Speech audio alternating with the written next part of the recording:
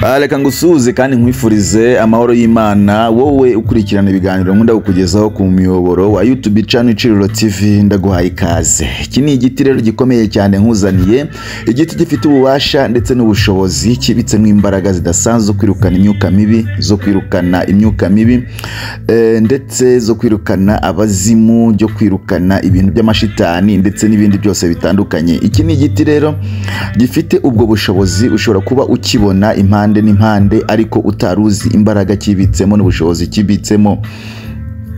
Iki giti abantu benshi uzasanga bakunze kugitera hafi y'urugo rwabo, cyangwa se bagaca aya mababi bakayashyira mu nzu hafi y'umuryango, cyangwa se mu nzu bakayarambika mu nzu ahantu hatandukanye. Muri cya gihe uba ufite nk'abana barara, cyangwa se umuntu aba ufite nk'umuntu urara uvuga urotaguzwa, uvuga ibintu biterekeranye, uvuga ibintu urota abapfuye, abaki ibintu nk'ibyo byose, abantu bapfuye n'ibindi. Iki rero ni igiti gikomeye cyane mu rwego rwo kuvura no kwirukana ibyo bintu no kurinda ibyo bintu byose ubona. Iki giti rero kigendana n'iki giti kindi bita nyine umunyuragisaka cyangwa se umuhe mutoya. Ni ukuvuga ngo ugasanga ari ibiti bifite imbaraga cyane mu rwego rwo kwirukana imyuka mibi ndetse mu rwego rwo kurinda abazimu, mu rwego rwo kurinda imyuka mibi. Rero no kuvuga ngo usanga abantu benshi bakitera hafi y'ingo zabo, cyangwa se nyine bagaca amababi yabo cyangwa ibyo biti byabo bagashyira ku rugo, cyangwa se abandi ugasanga baragikoramo ifu yafu bakayoga cyangwa se bakayisiga. Iki noneho ushobora no kuba ujya ukunda gutererezwa ibintu cyane, cyangwa se ukunda kwibasirwa n'ibintu cyane by'iyo myuka mibi, ibintu by'abazimu n'ibindi. Icyo gihe urashobora gufata umunyuragisaka ndetse ugafata n'iki kimera nyine ndakwereka, ukabisekura ukoga amazi yabyo kandi andi ukayanywa, hanyuma noneho bya bibazo byose bikaba birarangiye. Iyi rero ni ibanga rikomeye cyane ry'uyu muti nkweretse, umuti ukomeye cyane. Wawisiga mu mavuta, wawoga, wabutera mu nzu, wakira mu mazi, ukamazi ukayatera mu nzu, wafata ndetse ukoreshwa mu buryo bwose butandukanye. Ushaka gufata imyambaro yawe ukayifurana mu mazi y'ibi bimera byombi, hanyuma noneho cyangwa se wa wundi ukunda kurarota guzo cyangwa rota abantu bapfuye n'ibindi, hanyuma akaba ashobora koga amazi y'ibimera. Icyo gihe cyose ibimera bita bimubera igisubizo, bikamuvura burundu, agakira neza burundu. Kandi nongere nkwibutse ko muri Natural Life Medicine tugufitiye imiti itandukanye, imiti yegura imisemburo ya kigabo, abagabo batakibasha kurangura amabanga y'urugo, gutera akabariro neza, gucika intege, kurangiza vuba, ndetse kutagira umurego kw'igitsina, cyangwa se ubugumba, kutabasha gutera inda, kubyara. Iyo miti yose turayifite. Dufite imiti ivura ubugumba ku mpande z'abagabo ndetse n'abagore, kandi imiti yagufasha kugira ngo ubashe kugabanya mu nda. Tugufitiye kandi imiti yakuvura indwara zigendanye n'isukari, indwara zigendanye n'amarozi y'ibitegano, ibihorerano ndetse n'ibitamikano, indwara zifitanye isano n'indwara zo mu ngingo, zifitanye isano n'indwara zo mu mutwe, zifitanye isano n'indwara z'amashitani, zifitanye isano n'indwara nyine zo mu mubiri imbere, zifitanye isano n'indwara zo mwijima ndetse n'igifu ndetse n'impyiko ndetse n'indwara zo mu mara.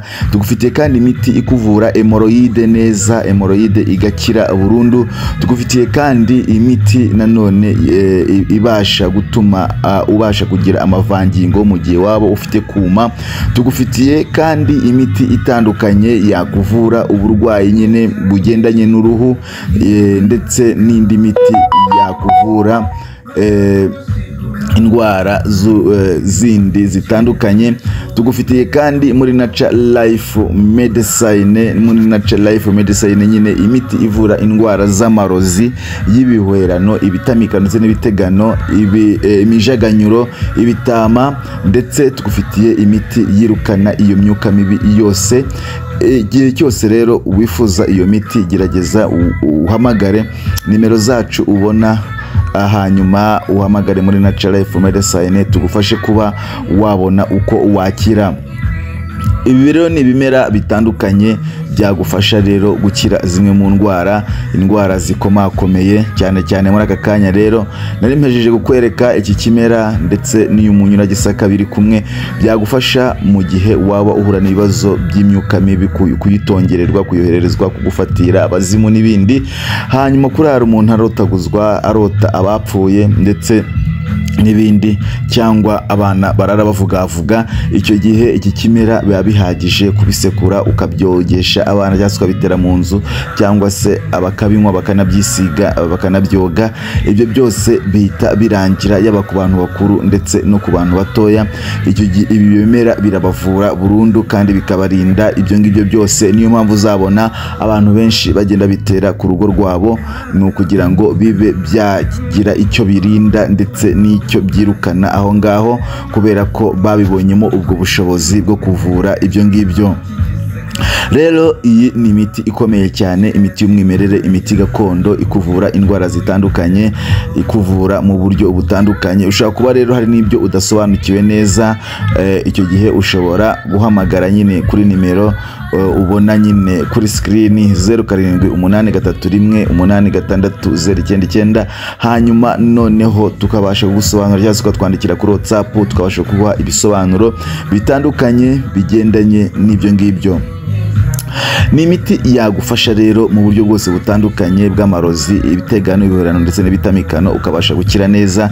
Iyo miti yose tuba tuyifite muri Natural Life Medicine, ukabasha kuba wabona ubuvuzi bukomeye cyane. Niba rero waragerageje kwivuza kwa muganga wa kizungu ahantu hatandukanye bikabura igisubizo, ntukire, gana muri Natural Life Medicine ku ndwara zitandukanye, zirimo igifu, zirimo imitsi, zirimo amara, zirimo ubugumba, zirimo imbaraga nkeya z'imisemburo yawe, zirimo umutwe, zirimo ndetse indwara z'urusobekerane zitandukanye. Gana muri Natural Life Medicine tukuhereze imiti yakuvura, tuguhereze imiti yagukiza neza. Urakoze cyane rero, ndakwifuriza amahoro y'Imana, ndakwifuriza ubutsinzi kandi ndakwifuriza umugisha w'Imana. Ntukabure amata mu rugo rwawe ndetse ntukabure nabo kuyanywa. Ikaze rero muri Natural Life Medicine, ivuriro rikomeye rya Kinyarwanda rikuvura indwara zitandukanye kandi ukabona igisubizo ku buzima bwawe. Urakoze cyane.